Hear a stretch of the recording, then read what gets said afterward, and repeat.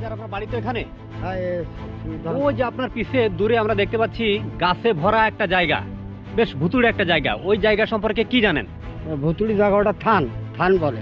তো 7টা পীর ওই জায়গায় শুনি বাপ দাদারা দেখিছে পীরের লাইন, এমনি এলো পীরের জায়গা, এমনি সোজা এমনি 7টা থান এমনি চলে গেছে। জায়গাটা উঁচু আছে, পোকামাকড় সাপ বেজি মেজি থাকে।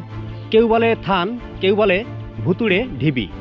লোকমুখে শোনা যায় বহু বছর আগে কোনো একজন পীর এখানে এরকম 7টি থান তৈরি করেছিলেন। কেন বা কী কারণে সেটা জানা না গেলেও জানা যায় এই থানটি ঘিরে অনেকের অনেক ভীতিকর কথা। হ্যাঁ, এ জায়গায় ভয় পায়। ভয় পায়? হ্যাঁ, রাত বিরাদার আসলে যে ভুলক আছে সে ভয় পায়। কি জাতীয় ভয় পায়?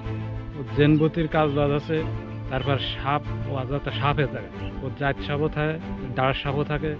তারপরে ঋষিরা আসে এ জায়গায় মান্য দিতি, ও ঋষিরা এখানে মানত করে? মানত করে। মুসলমানরাও আসে মানত করে। তাই কেউ কি উপকার পায়? তা না ফালি সে দেবে কেন? পানি ধরে ডাঙায় আমায় কি কোমর পানি উঠে যায়, তা কিন্তু ওর মাজায় পানি ওঠে না। আজকে আমি আপনাদেরকে এই থান বা ভুতুড়ে ঢিবিতে নিয়ে যাব আর দেখাবো আসলে এখানে সত্যিকার অর্থে কোনো ভীতিকর কিছু আছে কিনা। এখন আমি আছি যশোর জেলার কেশবপুর উপজেলার ধর্মপুর নামক গ্রামে। দেখতে পাচ্ছেন একেবারে ঘন গাছে ভরা থানটি। জানি না এই থানে ঢোকার মতো কোনো রাস্তা আছে কিনা। ও মাই গড, দেখেন কি অন্ধকার ভিতরে। আমি রাস্তা পেয়েছি ভিতরে ঢোকার। সমস্ত গাছের ডালপালা পাতা চতুর্দিক থেকে একেবারে গোলাকার ভাবে, মনে হচ্ছে যেন ইনডোর স্টেডিয়াম। দেখতে পাচ্ছেন। তবে লক্ষণীয় ব্যাপার হচ্ছে এই নিচে একেবারে ফাঁকা জায়গাটা, একেবারে মানে গা থমথমে। তবে আমরা যেটা লোকমুখে শুনেছি এখানে প্রচুর সাপের দেখা মেলে, বিশেষ করে দাঁড়ার সাপ সহ অন্যান্য সাপ। কিন্তু এখন যেটা দেখা যাচ্ছে ফাঁকা জায়গা, এখানে কোনো সাপ পোকের উপস্থিতি আমি দেখতে পাচ্ছি না।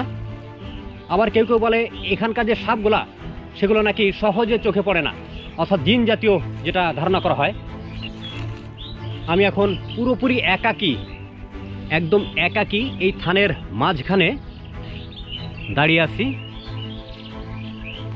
সূর্যের আলো এখানে পড়ে না, এর নিচে এই গাছের পাতা ভেদ করে সূর্যের আলো পড়তে পারে না, এমন একটা জায়গা।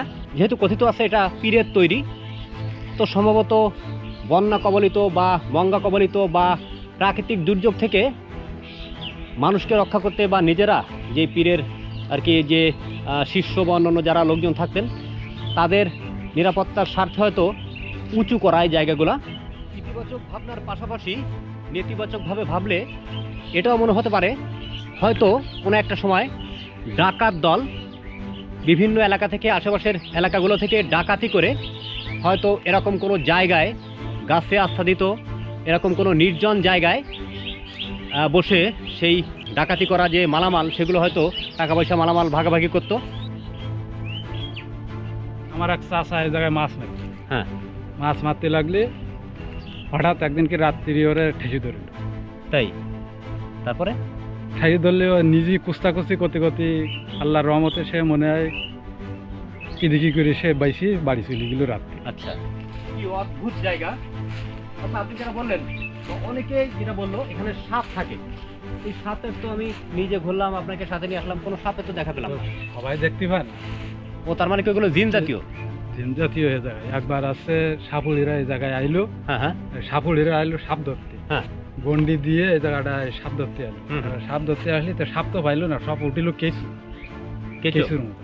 আচ্ছা, এর কারণ কি হতে পারে? তা আমরা তো বলতে পারবো না কি জন্য এই জায়গাটায় আছে। ওই গন্ডি কাটি দিয়ে পরে চলে গেল।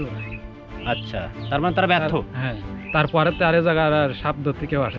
আচ্ছা, এই জায়গাতে খাজুর গাছ ডালমাল কাটি নামাই গিয়ে মাদ্রাসা একবার পাজা ফোড়াই। হুম হুম, যে কাটিল তার কিন্তু আছে ঘর বাড়ি রাত্রি যে ভাঙচুর করে জিনেরা। হ্যাঁ জেনে